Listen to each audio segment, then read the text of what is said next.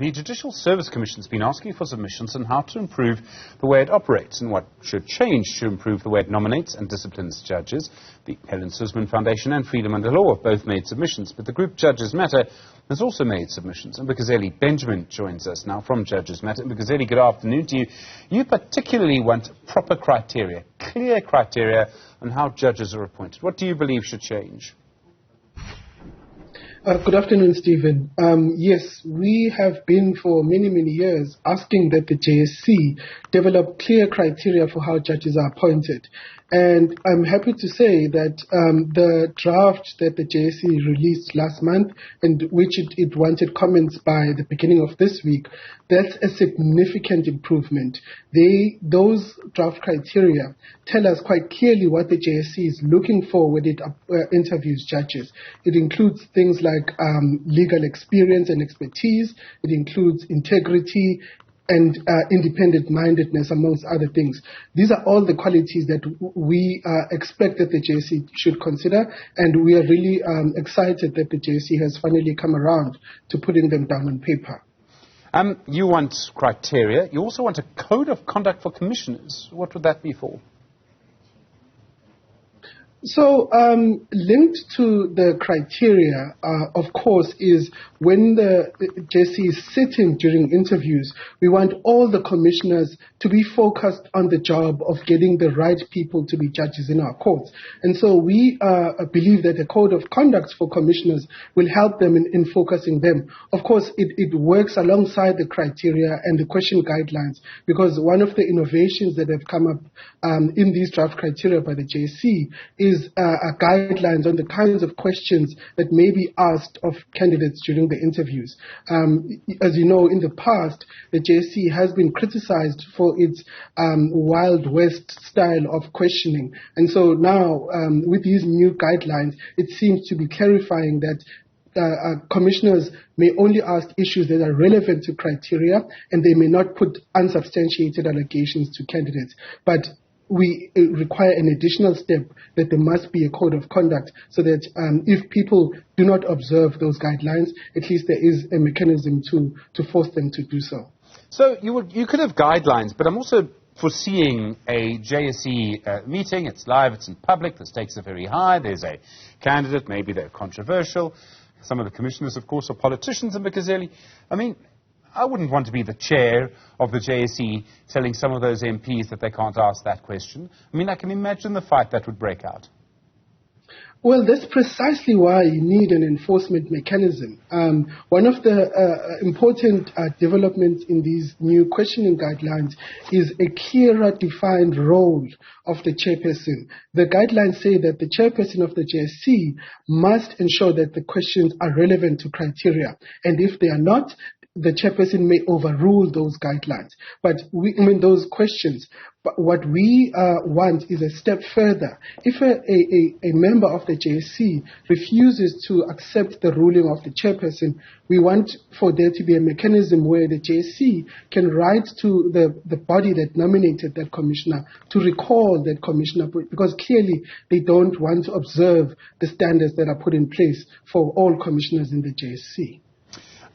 There are other issues. I mean, there were suggestions from the Helen Suzman Foundation, in fact, that there should be fewer members of parliament on the Judicial Service Commission. It's quite a contentious issue in a way. Voters should be heard through the politicians, that they would be heard. How do you see it? Well, in the design of the JSC, the drafters of the Constitution wanted a diversity of voices to be in the room.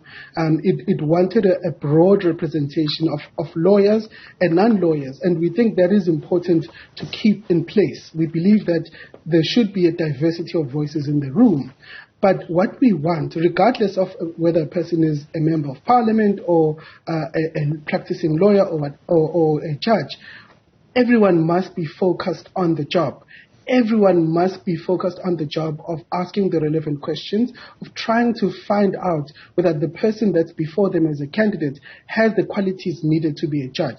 And so we don't really believe that it's a question of removing one section or removing another, because for all you know, there could really be someone who is misbehaving from any quarter of the JSC. So at the bottom line, we want all JSC commissioners to be focused on the job. And so that's what we are advocating for. That's why we're saying there should be criteria, there should be a code of conduct, there should be enforcement of those criteria and the code of conduct. So, Mbekezeli, it's one thing for the Judicial Service Commission to ask for submissions, it's received the submissions. It's another to actually change an institution. I mean, the institution, the people in it, have to sort of agree to the changes. And for some, I suspect that the current system has worked quite well. So you're asking people who got there through a system to change the system that got them there. I mean, people don't normally do that. Yes, well, that's a difficulty, right? Some of the proposals would require a constitutional amendment. For example, if you want to remove parts of the JSC, you would need to amend the constitution. But we think that's a long-term conversation. What should really happen now is the JSC should finalize these criteria that they've asked for submissions for and commit to observing them.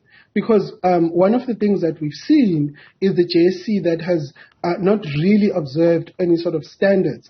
But what the October round of the JSC gave us a signal is that the JSC is willing to change as an institution. So we want them to maintain that kind of momentum in future, and now at least with the written guidelines and written criteria, that gives us hope that in future the JSC will perform much better than it has in the past. Sometimes it also just depends. I mean, I sort of get the sense that, you know, we've got the judiciary and politics completely intertwined with each other. A former Chief Justice and a judge are the two of the people on the panel around Phala Phala, for example. We don't know the finding of Phala Phala. But either way, I'm fairly certain that one group of politicians is going to be angry with the two judges on the panel, no matter what happens. I mean, this is where we are in 2022, and probably, Mbekezeli, let me predict 2023 as well. Yeah, well, often our politics are sort of played in the not in the court of public opinion or in parliament, but they often play out in the courts of law, and also there's a lot of issues that end up in the courts when they don't need to be. What we do want, though, is a robust system of constitutional democracy. There should be interaction between the more political branches of government and the judiciary. The judiciary shouldn't exist in a bubble, because the problems of ordinary South Africans don't only come in the form of legal problems.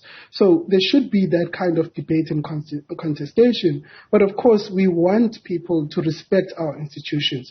We don't want people to attack the judiciary because of an unhappiness with the legal outcome or a judicial outcome for that matter. So we want for there to be respect for our institutions.